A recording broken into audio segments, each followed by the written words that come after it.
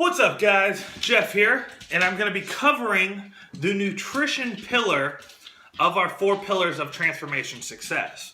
And in this pillar, we have what is actually more of a pyramid, okay? We have core concepts that need to be addressed before others to make sure that we have a stable platform and we have long-term success. I oftentimes see people worrying about top of the pyramid information, but not focusing on the primary base of support. And that's what this is today. And we're going to be looking at our nutrition pyramid, okay? So our nutrition pyramid, again, is going to be one piece of the 4 components or 4 pillars that we need for transformation success. And now when we go back to nutrition, the base of the pyramid is calories and energy balance. What this means is we need to be worried about the total amount of calories we need to consume to maintain our current state of well-being, okay?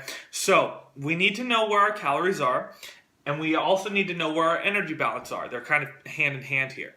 By knowing that, we know how much we can drop based on if our goal is to lose weight, or how much we can increase if our goal is to increase weight, without hindering performance or negatively impacting this process, okay? So we need to focus on the calories and energy balance before anything else. That's the most important, okay? Without that, we're going to be starting in a very unstable support system, and our pyramid is not going to be as strong.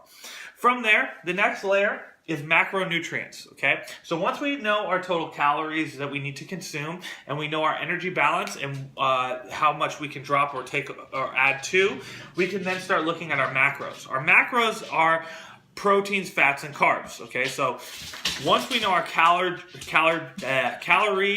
daily requirement, our energy expenditure, and our energy balance, we can start looking at our macronutrients and figuring out the percentage of each macronutrient, protein, fats, and carbs, that we need to take in on a daily basis to increase our performance or increase our weight or decrease our weight and increase our performance. So based on that, okay? So these two are usually skipped, and oftentimes people are focusing on the micronutrients. Micronutrients are basically things like sodium, cholesterol, those very, very small minutia details, and they're worrying about, am I taking in GMOs, or am I doing something that has, too much salt in it, okay? The micronutrients don't matter until we have our calorie and energy expenditure figured out, as well as our macros figured out. Once we have that, then we can start working into this micronutrients area. And again, the micronutrients area is only something that assists, okay? So once we're starting to see results and we need to improve even more, so usually this is where dieting for bodybuilding comes in, we start to look at the micronutrients and figuring out how we can take away sodium to flatten out, or how we can increase certain things to help stimulate the results, okay? From there, after micronutrients is timing. Okay. After the micronutrients, we need to start figuring out timing. Timing of food is important, and sometimes, again, it's often looked at first because people are looking at trying to do ideal timing instead of ideal calories, okay? So after we have our calories, and we have our macros, and we have our micros, then we can start looking at our timing of food. Ideally, we're trying to eat every 4 to 6 hours. Or 3 to 4 hours, but we can go longer. Sometimes we do fasting and intermittent fasting, things like that. But by worrying about timing, we skip over the process of the total calories and energy balance. We also skip over the macros, which is more important than timing. Okay, so ideally we are having timing as a point or process of this, but it's not the main component. And now again, ideally we're eating 3 to 4 hours where our blood sugars are high, our protein intake is high and helping recover and replenish muscle fuel.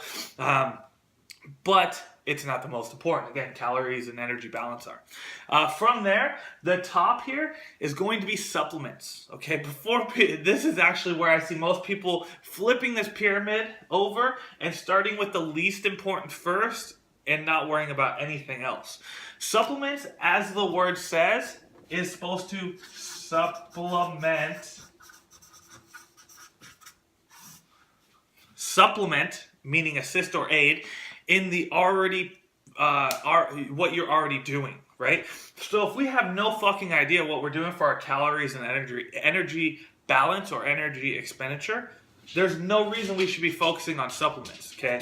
So first thing we need to be doing, so we don't need to be focusing on supplements until we have everything else in place. Otherwise, it's not going to do us any good, okay? So we need to make sure we have our calories and energy balance in place first. So that's figuring out how many daily calories that you need, and then figuring out how many calories you're burning on a daily basis to have energy balance. So that means maintaining where you currently are. Then you can start working in a plus or minus depending on your goal.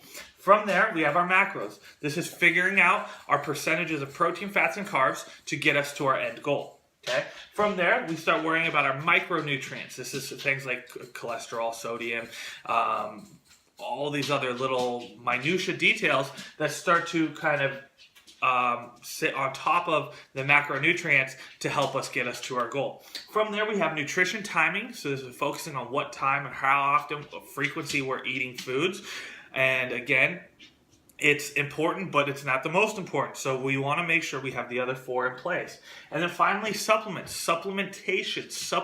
on top of what we are already doing to help us achieve our goal. By doing this and working in this pyramid, you have a strong structure, a good base of support, and an overall good, healthy well-being when it comes to your nutrition. You're going to be getting everything that you need and optimizing your performance based on your nutrition and the stacking of importance, the items in importance. Okay, with this system, you have everything that you need to be well off for either a muscle gaining transformation or fat loss transformation or even performance. By focusing on these five steps in this order, you're going to have great fat loss success, and that just helps us build the pillar that we need for our 4 pillars of transformation success. All right, guys.